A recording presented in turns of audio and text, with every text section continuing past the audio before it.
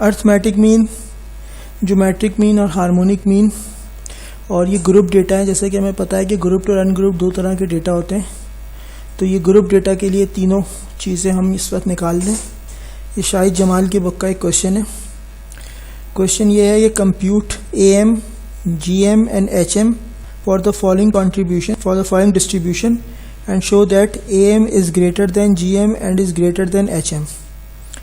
अच्छा, मैं यहाँ पे सिर्फ है वो ये बताऊँ कि टेबल हमने कितने कॉलम्स का बनाना है, और उसके अलावा मैं ये बताऊँगा कि किस तरह उसमें वैल्यूज़ डालनी है। बाकी फार्मूले में पुटिंग जो है वो फिर आप लोगों ने ख़ुद करनी है, आपने ख़ुद करनी है, और उस तरह जो है वो इसको देख लेते हैं। डेटा हमारे पास आ रहा है मार्क्स की शक्ल में। ये क्लास इंटरवल्स दिए हुए हैं 11 से 13, 13 से 15, 15 से 17, 17 से 19, 19 से 21 और 21 से 23। Number of students, number of student का मतलब होता है फ्रीक्वेंसी। ये आपको फ्रीक्वेंसी दी हुई है यहाँ पर। नंबर ऑफ़ स्टूडेंट का मतलब है फ्रीक्वेंसी, तो ये आपको यहाँ पर फ्रीक्वेंसी दी हुई है 1, 4, 6, 10, 7, 2। जहाँ पे भी नंबर लिखा हुआ उसका मतलब होता है फ्रीक्वेंसी। तो ये सारी आपको जो है फ्रीक्वेंसीज दी हुई हैं। अच्छा, अब कॉलम हमने किस तरह बनाने, एक तो पहला कॉलम क्लास इंटरवल्स का है, दूसरा कॉलम हमारा फ्रीक्वेंसी का है। ये दो कॉलम तो हमने क्वेश्चन से ही उठा लिए। तीसरा कॉलम हमें एक्स नज़र आ रहा है। एक्स का मतलब होता है मिड पॉइंट्स, एक्स का मतलब होता है मिड पॉइंट्स, और मिड पॉइंट्स निकलते हैं कि अगर हम ये जो आपका क्लास इंटरवल है 11 लोअर क्लास और 13 अपर क्लास, इन दोनों को ऐड करके 2 से डिवाइड कर दें, lower plus upper divide by 2, तो हमें ये पॉइंट्स मिल जाते हैं। जैसे 11 प्लस 13 24, 24 अपॉन 2, 24 अपॉन 2 का मतलब हुआ 12। तो ये 13 के बाद 15, 15 के बाद 17, 17 के बाद 19, 19 के बाद 21, 21 का 23, 2 का डिफरेंस आ रहा है, तो हमने एक्स भी 2 के डिफरेंस से ये सारे बना लिए।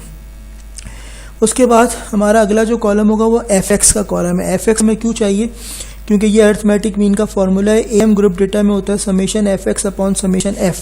तो समेशन FX ये हमने FX निकाल लिया और उसका सम ले लिया जो कि 528 आ रहा है, और फ्रीक्वेंसी का सम आ रहा है 30। अगर मैं ये 528 और 30 इस फॉर्मूले में रखूँगा तो मुझे अर्थमेटिक मीन ग्रुप डेटा का मिल जाएगा। दूसरा हमने यहाँ पे कॉलम जो बनाया है वो log x का कॉलम बनाया है। log x का कॉलम बनाने का रीज़न ये है कि ये ज्योमेट्रिक मीन का फॉर्मूला, ज्योमेट्रिक मीन हमें log x चाहिए होता है। ये जितने भी log आ रहे हैं, जितने भी x आ रहे हैं, इनका हमने log लेना है। log लेने का तरीका ये है कि कैलकुलेटर में log लिखें और नंबर के इक्वल टू का साइन दबा दें, तो आपको जो है वो log x मिल जाएंगे। ये सारे log x आपके पास आ गए। इंडिविजुअली इन log x को आपने फ्रीक्वेंसी से मल्टीप्लाई कराना है अलग अलग।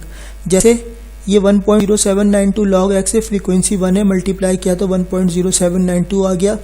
log x आपके पास आ रहा है 1.1461, इसको 4 से मल्टीप्लाई किया एंड सो ऑन। तो ये सारे आपके log x आ गए। आखिर में जाके आपने इसका सम ले लिया, ये सम आ रहा है। इस सम को आप यहाँ पे पुट करना है समेशन f log x में।